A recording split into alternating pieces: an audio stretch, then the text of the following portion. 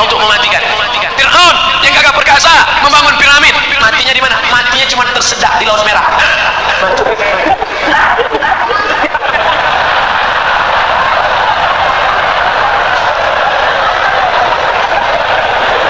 Oleh sebab itu maka kenapa Allah membiarkan? Pertanyaan anakku, pertanyaan saudaraku, ini pernah saya tanyakan kepada Profesor Dr. Syekh Muhammad Jibril, guru besar tafsir di Universitas Al-Azhar Kairo. Syekh, kaum Ad mati, kaum Samud mati, kaum Madian mati, mengapa Bani Israel tidak mati, Syekh? Apa kata Syekh Muhammad Jibril tersenyum melihat saya? Anakku, kalau Allah membinasakan Bani Israel lalu kau masuk surga pakai tiket apa? Kalau Allah menghancurkan Bani Israel di Palestina lalu kau masuk surga pakai tiket apa? Ini Allah biarkan supaya dia menjadi jihad kita. Orang Melayu masih ada yang belum Islam. Supaya apa? Supaya Abdul Somad masuk ke hutan membawa bantuan setiap bulan Februari, setiap bulan Agustus, membuat sekolah tahfiz. Untuk apa? Supaya negeri itu menjadi negeri Islami dan kita berperan dalam dakwah. Abdul Somad di Masjid Al-Kausar ini bukan dakwah, karena ini orang baik semua. Yang dakwah itu kemana? Berdakwah kepada orang yang belum mengenal Allah, berdakwah kepada orang yang belum bersyahadat, ajak mereka ke jalan Allah, dari jalan setan ke jalan Allah, dari jalan yang tidak diridhai Allah, dari jalan maksiat ke jalan taat. Itulah dakwah. Jadi kenapa Allah biarkan? Supaya kita mendapatkan pahala dakwah jihad fi sabilillah. Saya suka sekali memarahi anak saya. Bapaknya kalau berani. Pak Ustaz, apa amalan agar bisa menahan marah dengan anak? Ada saatnya ibu memang wajib marah. Ibu mesti bertanya, kamu pulang jam berapa, jalan sama siapa, uang mana, kunci motor mana. Harus marah. Jangan nanti ada ustadz yang ceramah, kita harus sabar sama anak kita dibawa jam 12 malam, sabar. Anak kita pulang sampai pagi, sabar. Anak kita pulang hamil 3 bulan, sabar. Itu bukan sabar, goblok. Ada saatnya kalian harus marah. Bapak harus marah. Ya ayyuhalladzina amanu, wahai para laki-laki, wahai para suami, qu anfusakum, jaga dirimu, wa ahlikum, jaga istrimu, jaga anak gadismu, naro, dari api neraka jahanam. Ada saatnya marah, tapi ada saatnya lembut. Nah, aku dulu mengazankan engkau waktu kau lahir supaya selamat dari neraka, maka jaga amalan ini. Nah, jadi Islam tidak menghilangkan marah. Islam itu justru mengatur dan menempatkan amarah pada tempat. Emangnya Nabi itu tak pernah marah? Nabi marah. Layan tayanna, mereka yang sholat di rumah, mereka yang nggak sholat berjamaah, berhenti, jangan ulang lagi. Kalau tetap mereka sholat sendiri-sendiri di kantor, di kamar, di rumah, la uharriqanna alaihim buyutahum, akan kubakar rumah mereka. Lihat, Nabi yang ngomong, kubakar rumah mereka. Kira-kira mungkin nggak ngomong gitu lembut, gitu kubakar rumah mereka? Kubakar ya, mak bakar ayam. Jadi kalau saya nampak bersuara keras menggelegar, saya bukan marah, saya sedang ingin umat ini sadar tentang hukum-hukum Allah. Shalli ala Nabi. Apa kriteria memilih pemimpin negara? Tidak banyak-banyak, 2 saja. Satu. Ayat Al-Quran. Innallaha ya'murukum an tu'addul amanat. Yang kedua, wa idza hakamtum bainan nas an tahkumu bil adl. Hendaklah dia adil. Tolong video saya jangan dipotong. Jangan seret-seret saya ke politik, saya bukan orang politik. Saya mau ditawari jabatan apapun saya tak mau. Ustaz mau jadi duta, tidak mau. Mau jadi menteri, tidak mau. Ustaz mau jadi sekretaris, tidak mau. Ustaz mau jadi apa sebetulnya? Wapres saja aku tak mau. Biarkan aku terbang sejauh mata memandang, ceramah ke Bontang. Sampai di hari petang aku akan pulang karena aku tahu di mana letak sana. Artinya apa? Biarkan Ustaz Somad jadi ustaz saja, supaya mulut dia lantang bicara sesuka hati dan mengikut kehendak Allah. Sifat pemimpin itu kata Allah, wa idza hakamtum innallaha ya'murukum an tu'adul amanat. Amanah. Yang kedua, wa idza hakamtum bainan nas an tahkumu bil adl. Orangnya amanah dan adil. Kalau dia menghukum bagi rata. Kalau di sini dihukum, hukum juga di sini. Kalau ini salah, ini juga salah. Itu takbir. Shalli ala Nabi. Pernahkah Abdul Somad menyebut partai, menyebut orang, menyebut angka, menyebut? Tidak pernah. Sampai hari ini tidak pernah. Wahai orang-orang yang ingin mencari-cari kesalahan Abdul Somad, capek kalian nonton video itu, nggak akan ketemu. Paling-paling kalaupun mau kalian cari-cari, paling-paling kalian dapat hidayah mendengar ceramah. Diputar pagi putar, kapan dia salah, kapan dia salah. Ya nggak ketemu. Emang ini Ustaz kaleng-kaleng.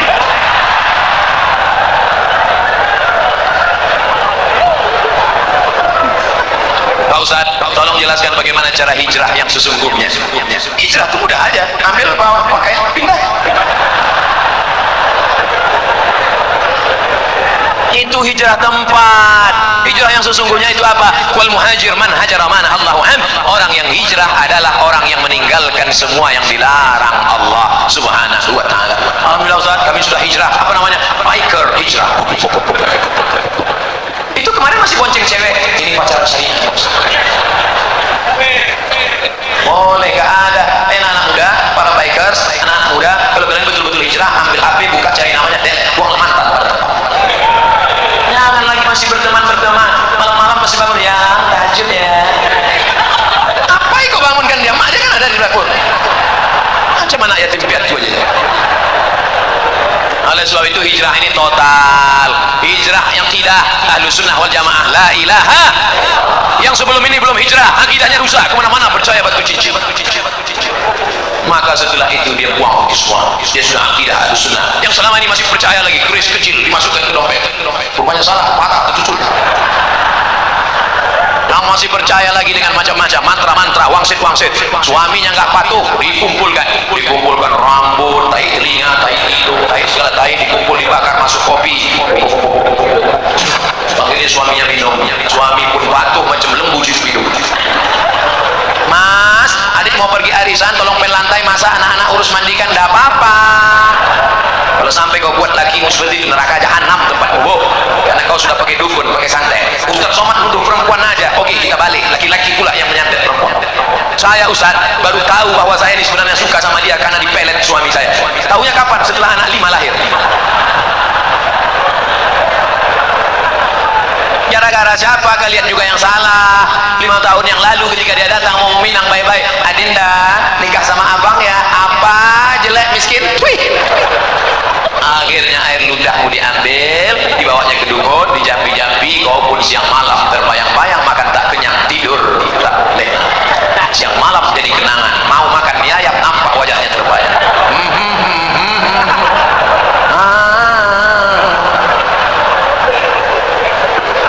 Apa mau dikata, nasi sudah jadi tai ayam.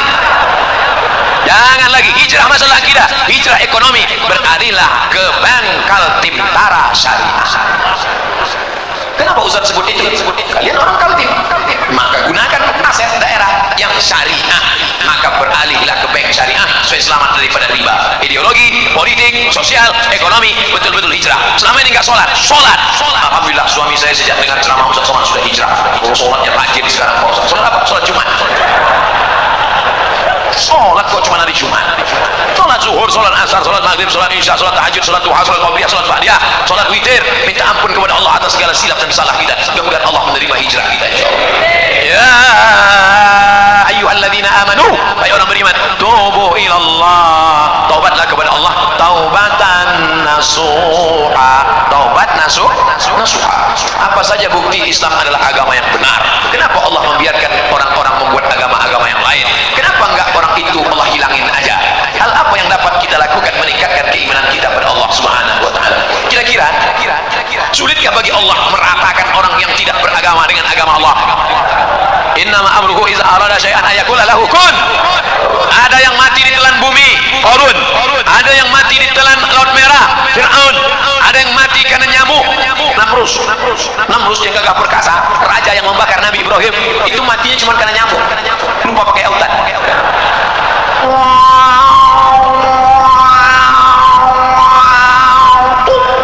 Mati. Bukan sulit bagi Allah untuk mematikan.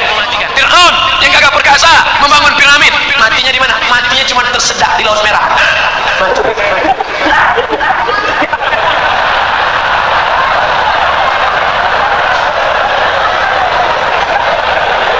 Oleh sebab itu maka kenapa Allah membiarkan? Pertanyaan anakku, pertanyaan saudaraku, ini pernah saya tanyakan kepada Profesor Dr. Syekh Muhammad Jibril, guru besar tafsir di Universitas Al-Azhar Kairo. Syekh, kaum Ad mati, kaum Samud mati, kaum Madian mati. Mengapa Bani Israel tidak mati, Syekh? Apa kata Syekh Muhammad Jibril tersenyum melihat saya? Anakku, kalau Allah membinasakan Bani Israel, lalu kau masuk surga pakai tiket apa?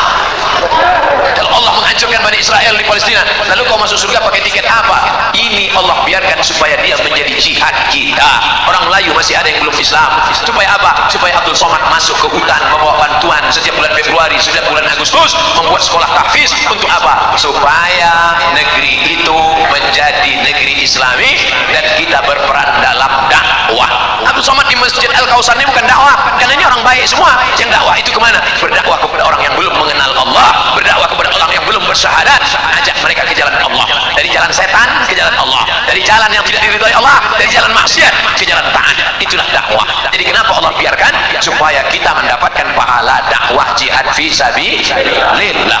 Mana adrenalin dakwah, mana semangat dakwah? Bangkitkan teman-teman yang belum hijrah, ajak dia hijrah. Tetangga yang belum sholat, ajak dia ketuk pintu. Assalamualaikum. Waalaikumsalam. Bapak belum sholat? Terserah saya, mau sholat mau nggak, apa urusan kamu? Pak, dengan kasar gitulah Pak. Pergi sana. Besok datang lagi Pak. Ayo ke masjid. Jangan ada datang masjid. Kau belum lahir, aku udah lahir. Hari ketiga datang lagi Pak. Ayo ke masjid. Jangan ada saya. Nanti Bapak kalau mati kami campakkan ke sungai ya.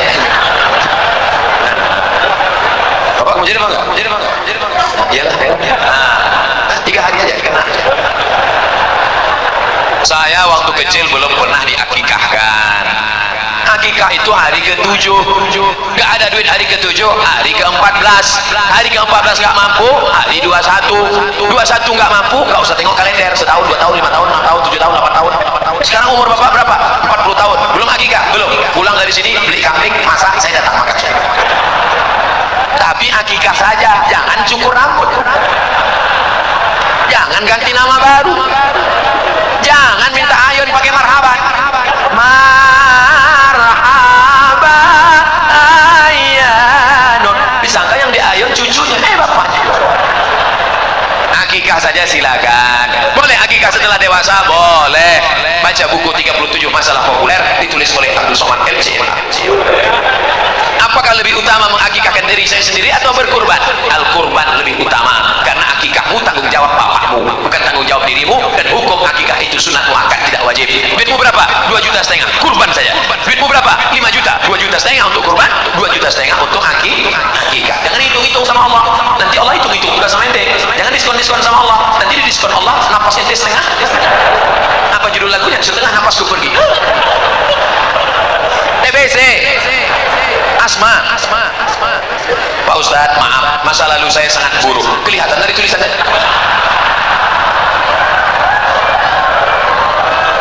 Sekarang saya lagi memperbaiki, Pak Ustadz. Bagus. Tak ada orang yang tak pernah bersalah, saudara. Orang yang baik bukanlah orang yang tak pernah bersalah. Orang yang baik adalah orang yang pernah bersalah dan memperbaiki kesalahannya. Lagu Roma. Tapi terkadang masih kepikiran masa lalu dan membuat niat baik ngedown. Nah, bagaimana cara agar kita tidak berpikir ke masa lalu? Jangan terlampau melihat spion ke belakang sampai kau lupa ada harimau di depan. Jangan terlampau melihat masa lalu sampai kau lupa menatap masa depan. Kalau perlu kau buang spionnya, campakkan, tengok ke depan aja. Maka tatap masa depan, Allah mengampuni dosamu, kau bangkit bersemangat. Lalu kemudian Allah akan memberikan keridhaan. Jangan lupa berjamaah dengan jamaah majelis pengajian pada LNG maupun LNG Badak. Jangan sendirian, jangan pernah sendirian. Kenapa? Karena serigala hanya akan menerkam kambing yang sendirian, memisahkan diri dari jamaah. Kalau kau berjamaah, insya Allah, maka jaga jamaah ini agar tetap istiqomah. Amin.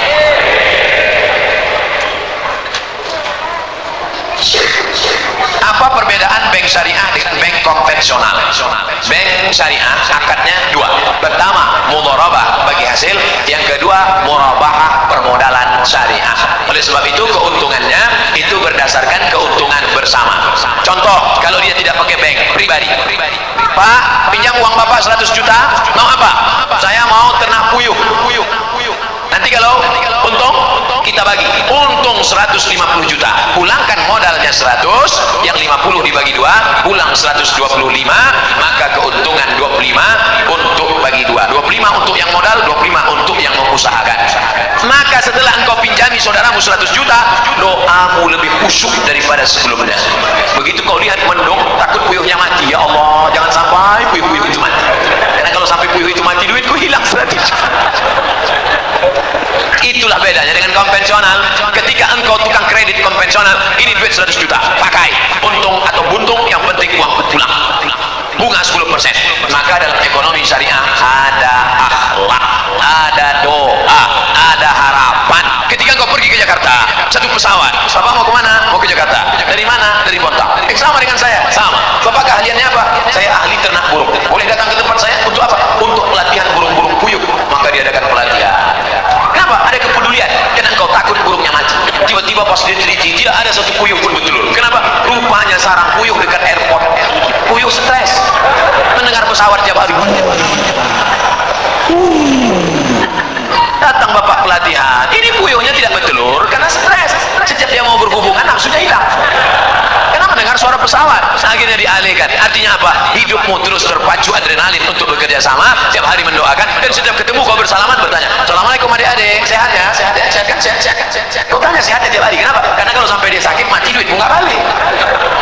Beda konvensional dengan syariah. Ada adab, ada doa, ada pelatihan, ada perhatian, ada kebersamaan, ukhuwah Islamiyah. Jawabannya sudah ada di sini semua. Hebat panitia, luar biasa. Saya puji panitia ini kenapa? Foto saya dibuatnya besar-besar. Kadang-kadang di tempat lain sakit hati kita. Foto yang besar, ketua, sekretaris, bendahara, direktur, bupati, wali kota. Foto kita kecil aja. Tapi di Bontang, Masya Allah, foto direktur nggak ada, foto Pak Wali nggak ada, Pak Wakil Wali nggak ada, buku sesi. Masya Allah, luar biasa. Saya seorang akhwat. Apakah ada amalan-amalan untuk memudahkan jodoh? Sebagai akhwat bolehkah menjemput bola? Ini akhwat apa pemain bola?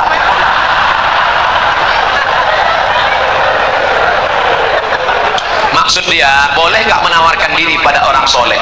Saya tidak menjawab, saya cerita, bapak ibu jawab. Ketika Nabi sedang tausiah, tiba-tiba tegak seorang perempuan.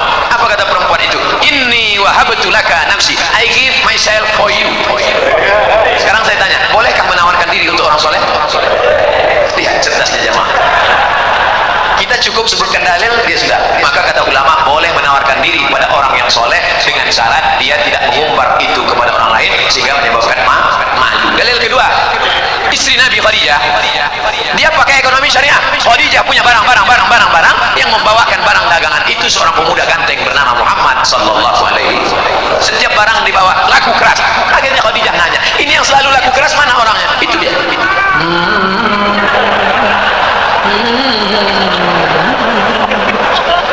Itu dia. Iya. Siapa namanya? Muhammad. Yang ganteng itu. Iya. Maka kata Khadijah, diutuslah seorang laki-laki. Coba tanya dia, mau nggak dia nikah sama saya? Ditanyalah, hai Muhammad sallallahu alaihi wasallam, ya, itu tuan yang punya barang-barang kita selalu kita bawa, dia mau sama kamu. Itu dalil boleh perempuan menawarkan, tapi melalui wali. Wahai adikku akhwat, engkau punya wali 6. Ayah, datuk, kakek, abang, adik, abang ayah, adik ayah, pakcik. Maka kau sampaikan supaya dia ngomong ke sana. Nah, siapa dia orangnya? Itu bos, anak remaja masjid di Al-Kausar itu. Kasih tahu, dek, ya, mau datang ke rumah saya? Ada apa pak? Datang ke tamu minum-minum aja, so itu aja datang. Nanti keluar lah, nanti bawa mandi.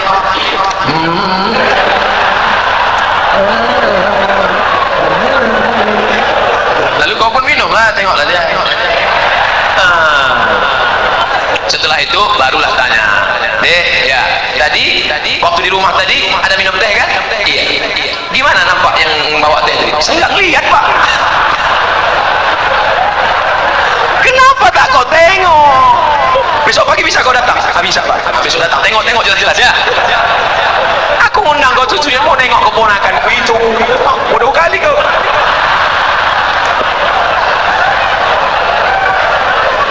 Setelah itu sampaikanlah kepada dia. Nanti kalau kau tengok, kasih jawaban cepat-cepat ya. Ya, kalau padi katakan padi, jangan sampai tetampi-tampi. Kalau jadi katakan jadi, jangan sampai nanti-nanti. Itu gimana? Bisa pak, selama ini saya memang udah nengok dia dari jauh, nampak saya cantik, begitu dekat tak jadi apa. Dah, yang kau cerita ke yang lain ya. Cururnya bersilatan. Kalau tidak jadi jangan kecewa. Kenapa? Bunga bukan setangkai, kumbang bukan seekor, patah tumbuh hilang berganti, hilang satu tumbuh seribu. Apa disedihkan? Lah perempuan macam laki-laki macam itu banyak. Kalau ditanya orang, gimana? Kecewa nggak jadi sama dia? Kecil lah. Di dalam kamar baru kau nangis.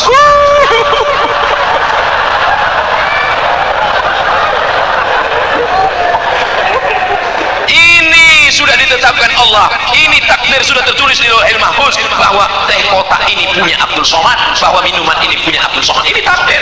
Aku tahu rezekiku punya aku dan tidak mungkin diambil orang. Betul. Ini punya Abdul Somad, satu pun tidak akan mengambil. Begitu juga dengan jodoh. Jodohmu tak akan mungkin diambil orang. Tapi kau mesti ada ikhtiar dan usaha untuk membuka botolnya, mau masuk. Jangan cuma kau tengok aja menganga lah. Harus ada usaha.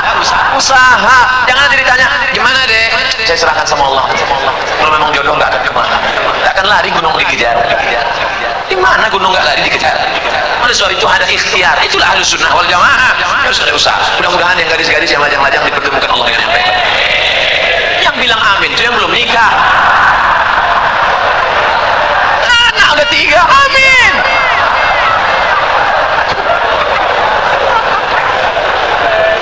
Nah, oleh sebab itu maka indah adik-adikku yang lajang, indah kalian nanti bercerita ke anak-anak. Papa, ya, papa ketemu mama dulu di mana? Waktu itu ada ustaz datang ke masjid LNG Badak atau Badak LNG. Masjid Al-Kausar. Nah, terus pas papa mau keluar itu nyari-nyari sendal, mana sendal, tiba-tiba terbentur kepala papa. Tengok depan.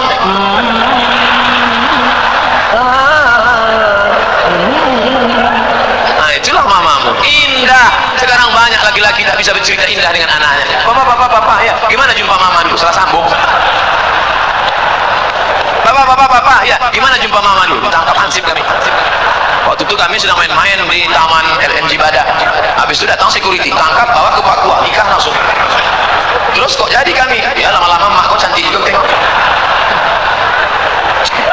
Aduh. Jika di Bontang sudah ada bank syariah seperti bank muamalat, BSF, apakah kita masih boleh menabung di bank konvensional? Tidak ada alasan.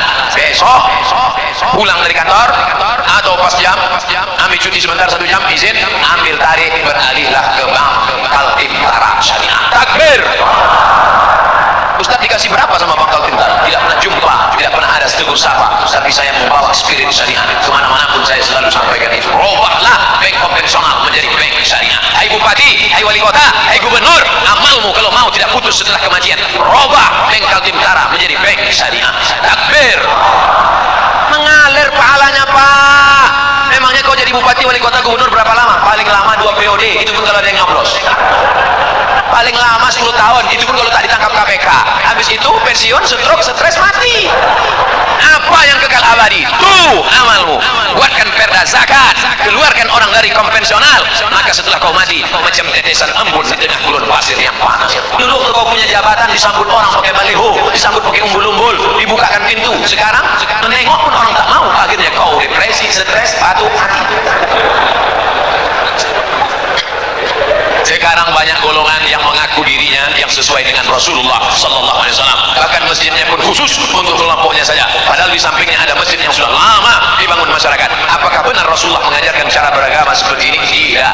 Kita semua yang bersyahadat mengikut sunnah Rasulullah, kita adalah Ahlus Sunnah wal Jamaah. Kita ini semuanya Ahlus Sunnah karena kita mengikut sunnah menutup aurat. Kita mengikut sunnah, kita sholat berjamaah. Kita mengikut sunnah. Adapun perkara yang remeh-temeh, sepele-sepele, jangan kelahi, hanya masalah sepele. Kelahi masalah bulu. Yang sudah punya ada jenggot, lanjutkan jenggot panjang. Yang tak ada jenggot, beli itu. Jangan kelahi masalah bulu. Ini yang gak suka jenggot, dia yang jenggot. Aku nengok kau berjenggot macam kambing. Tentu yang berjenggot sakit hati. Aku berjenggot kambing, ya. Kau tak berjenggot anjing. Berkelahi kambing sama anjing. Ini kan masalah sepele. Masalah Islam mengatur. Oleh sebab itu jangan kelahi. Kelahi hanya masalah kaki celana. Yang udah motong kaki celana, ya nggak apa-apa. Yang disambung lagi ke bawah. Ini masalah khilafiyah. Jangan diajak yang udah motong. Aku nampaknya dia sejak hijrah ini bertambah tinggi. Tidak sakit hati. Bagus dia potong kaki celana supaya tidak nginjak kayak ayam.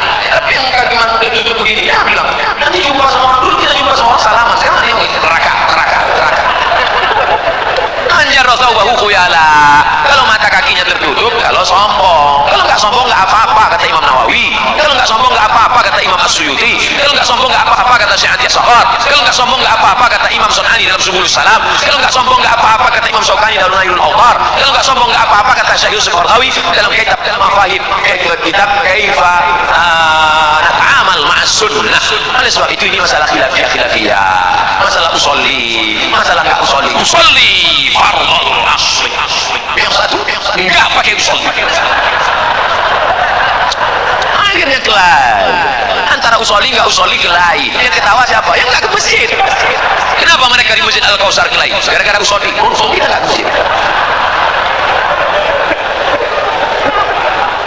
Mari kita jaga persatuan. Maka judulnya Masya Allah, Ukhuwah Islamiyah. Mau NU, mau Muhammadiyah, mau Al-Wasliyah, mau Verdi, mau Persis, kita semua saudara. Asyhadu an la ilaha illallah wa asyhadu anna Muhammadan Rasulullah. Tapi kalau ada yang mengatakan ternyata setelah Nabi Muhammad itu ada Nabi lagi ke-26, itu kan saudara kita, itu harus diajak masuk Islam lagi. Syahadat Nabi ya ba'dah, ada Nabi sesudah Nabi Muhammad. Siapa nabinya? Ya'ti min ba'di ismuhu Ahmad. Ini Nabi yang terakhir, Ahmad. Jadi kalau namanya adalah Quran, berarti dia Nabi. Iya, berarti dia Nabi yang ke-27. Siapa dia? Nasrullah. Ini dia. Iza ja'a ke-27. Berarti ada Nabi yang ke-28. Ini yang terakhir. Ini ayatnya. Qul huwallahu ahad, Allahu. Ini dia. Orang-orang yang nyeleneh ini jangan dilawan, kerjain aja. Ini Nabi ke-28. Tolong jangan dipotong videonya. Nanti pengakuan Ustaz Somad dipontang. Nabi ke-28. Ini potong-potong video nih. Makanya tonton video dari awal sampai akhir, lihat video aslinya, jangan lupa subscribe. Kertas lahir, Pak Ustaz, kami sudah 8 tahun menikah, Alhamdulillah, tapi belum diberikan anak. Na'udzubillah. Tolong minta didoakan agar cepat dikasih keturunan yang soleh. Kira-kira sulitkah bagi Allah membuat engkau mahir?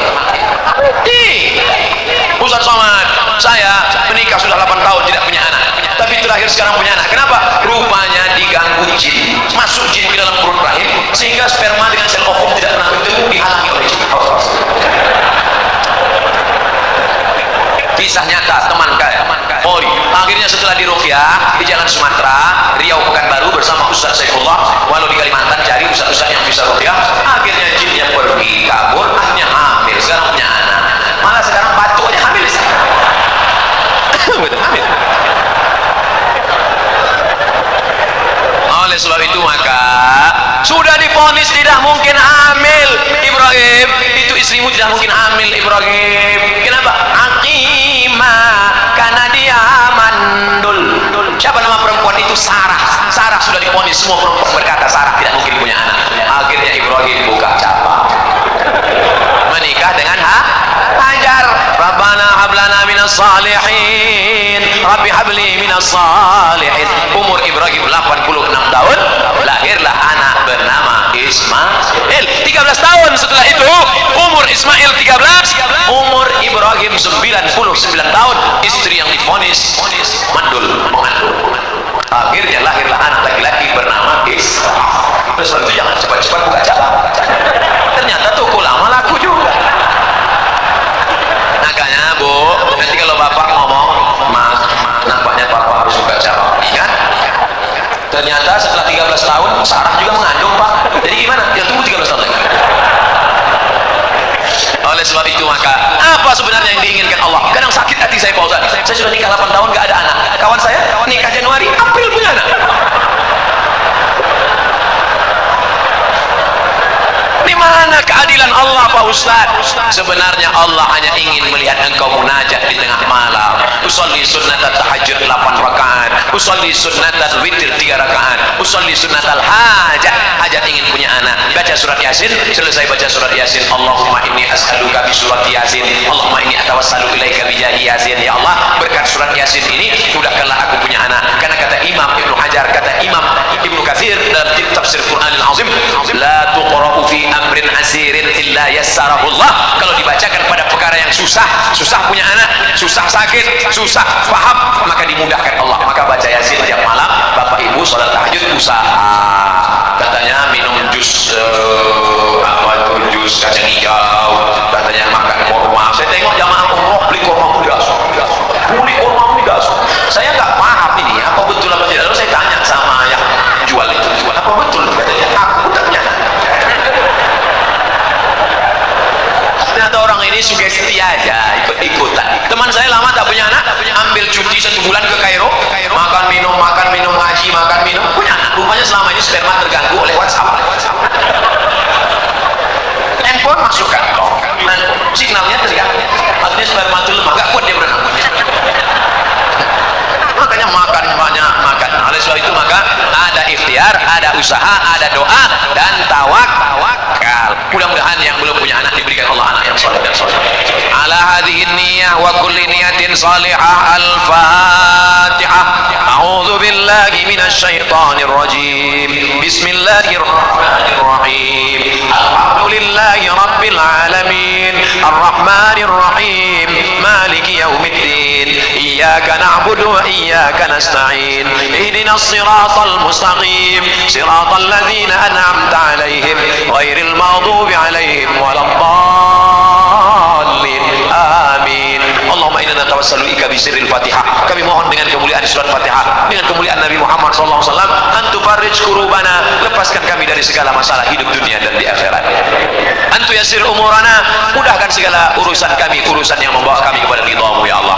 La tad'alana fi maqamina hadza wa fi sa'atina hadhihi dzamban illa ghafarta. Segala dosa-dosa kami ampunkan, bersihkan kami ya Allah. Wala dainan illa qadaita, lepaskan kami daripada hutang piutang riba ya Allah. Wala maridan illa syafaita, ada di antara kami yang sakit, sehatkan, sembuhkan, hilangkan penyakitnya ya Allah. Wala raghiban illa anjabata, yang belum punya anak, berikan anak yang baik-baik, yang saleh dan salihah ya Allah. Wala aziban illa zawajata, yang belum ketemu jodoh, temukan dengan jodoh yang baik-baik ya Allah. Wala hajatan min hawaiji dunya laka ridha wa lana fiha salah illa qadaitaha wa yassartaha. Hajat dunia, hajat akhirat baik bagi kami dan engkau ridha, maka tunaikanlah ya arhamar rahimin. Ya muqallibal qulub, hai engkau yang membolak-balikkan hati, sabbit qulubana ala dinika wa ala ta'atik, kokohkan hati kami dalam agamamu dan dalam ketaatan kepadamu. Allahumma ja'alna minat tawwabin, jadikan kami orang yang taubat, waj'alna minal mutatahhirin, jadikan kami orang yang mensucikan hati, waj'alna min ibadikas salihin, jadikan kami orang-orang yang saleh. Allahumma waffiq ulata umurina, berikan taufik hidayahmu pada pemimpin-pemimpin kami, supaya hati pemimpin kami condong untuk menolong agamamu ya Allah. Allahumma ja'al hadzal balada baladan aminan mutmainnan yatihi rizquhu min kulli makan, jadikan Bontang ini negeri yang aman, damai, terbuka pintu rezeki dari segala penjuru ya Allah. Allahumma dafa'an al-ghala wal waba wal fahsya wal riba wa zina wal munkar, selamatkan Kalimantan Timur dari segala malapetaka, bencana, riba, zina, narkoba, perbuatan keji dan mungkar. Allahumma akhtim lana bi husnil khatimah wa la taqtim alaina bi su'il khatimah. Allahumma ja'al akhir kalamina inda intihai ajalina, jadikan akhir kalam kami ketika ajal kami sampai, yang keluar dari mulut kami kalimat la ilaha illallah Muhammadur Rasulullah sallallahu alaihi wasallam. Rabbana atina fid dunya hasanah wa fil akhirati hasanah wa qina adzabannar. Wa sallallahu ala sayyidina wa maulana Muhammad wa ala alihi wa sahbihi wa sallam, walhamdulillahi rabbil alamin. Taqabbalallah